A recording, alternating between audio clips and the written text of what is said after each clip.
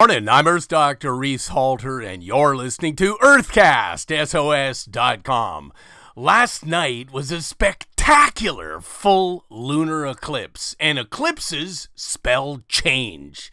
The oil giant Royal Dutch Shell just announced halting its Alaska offshore exploration because they didn't find enough oil. Fracking A. Great news. Now it's over to Canada. They have a federal election on October 19th, and the reigning Prime Minister, Stephen Harper, has gotta go. Let me begin to explain how this oil-promoting, planet-killing world leader is destroying our home at an apocalyptic rate. OMG.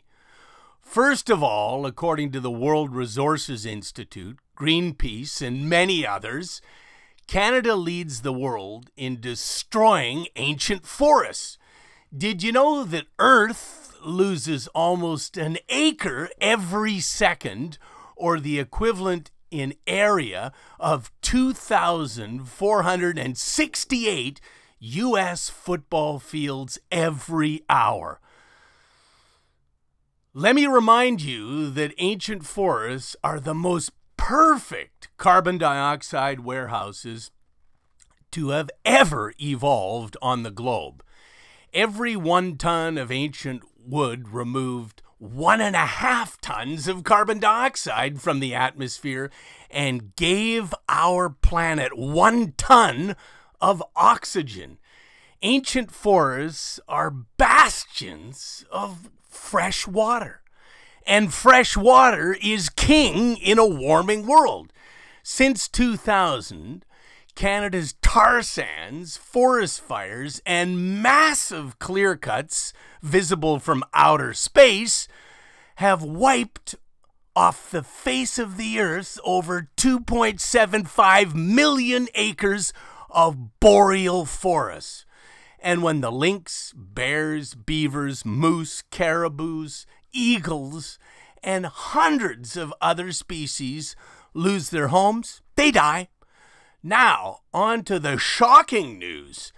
Stephen Harper is a fascist, and his government brought in a bill, C-38, that allows holus bolus destruction of the environment without any repercussions whatsoever. His actions make the former Prime Minister of Australia, Tony Abbott, seem like a preschooler. The tar sands are toxic to the air, the soil, the water, and almost 5% of planet Earth's fresh water, the lifeblood of our planet, are in jeopardy from heinous carcinogenic pollutants. The Canadian government recently spent 30 million taxpayer dollars over a couple of years telling the G20 and the rest of the world how great the tar sands are. What the frack? After 15 years of treating First Nations peoples in Fort Chipewyan from various cancers pertaining to toxic northern Alberta waters from the tar sands, Dr. John O'Connor was fired by the Alberta Health Board for speaking out.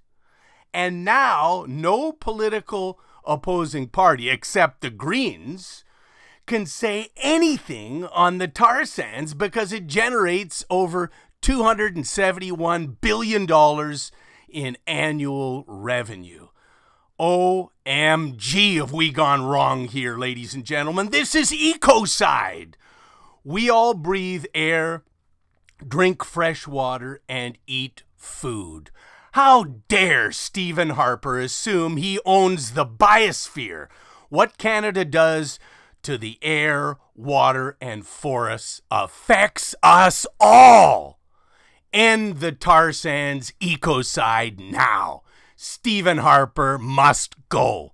Please support the Natural Resources Defense Council, NRDC.org, and Greenpeace.org.